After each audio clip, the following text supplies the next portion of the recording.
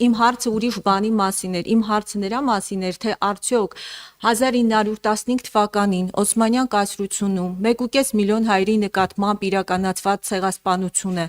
իրական Հայաստանում տեղ ունի, թե ոչ, թե Փաշինյանական իշխանության ձգտումը Թուրքիայի հետ հասնելու խաղաղության ցեղասպանությունը արդյոք այդ ճանապարհին խոչընդոտ է, թե ոչ։ Իմ հարցը սրա մասին էր։ Ձեր հարցը խիստ անհասկանալի է եւ ինձ միշտ զարմացնում է ինչու են ձեր հարցերը ծնվում բացառապես ընդդիմության թեզերից եւ իմ տպավորությունն է որ երբ որ մենք ձեզ բան ենք ասում դուք մեզ չեք լսում կամ չլսելու եք տալիս դուք չեք հետևում քաղաքական իրադարձություններին չեք տեսնում մեր արձագանքներն ընդդիմության եւ ընդդիմության դատարկ մտքերը դուք հիմա ինչ հարց եք տալիս չկա որևէ հայ մարդ ով կարող է մերժել ցեղասպանությունը Չկա որևէ հայ մարդ։ Ես տեսա, որ Դաշնակն ասաց Յան ազգանունով մարդ չպետք է լինի, որ մերժի ուրեմն ցեղասպանությունը հայ ժողովրդի հետ տեղի ունեցած։ Որևէ վերջացանցով վերջացող ազգանունով մարդ չի կարող մերժել այն պատմական իրողությունը, որը տեղի է ունեցել։ Եվ արձագանքելով նաև ընդդիմության այս կեղծ եւ կեղտոտ, շատ կեղտոտ նաև պնդումներին պետք է Երկրորդեմ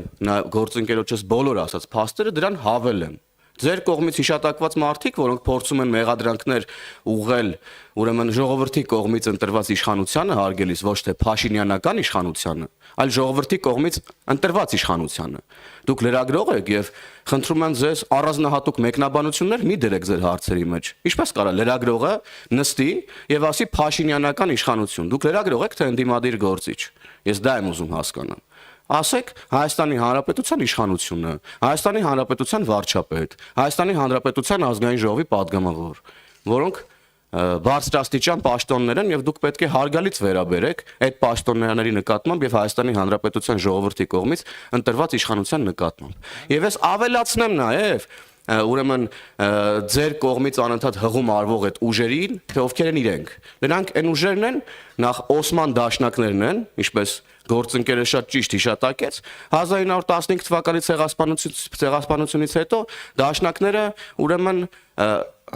ներողություն, ցեղասպանությունից առաջ դաշնակները ուրեմն երիտթուրքերի հետ համագործակցում են ու իրենց անունը այդ ժամանակաշրջանում արդեն հայտնի էր որպես Օսման դաշնակներ։ Հիմա դուք այդ մարդկանց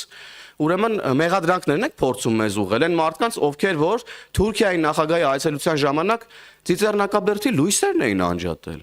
Արարատի նկարն էին հանել, ուրեմն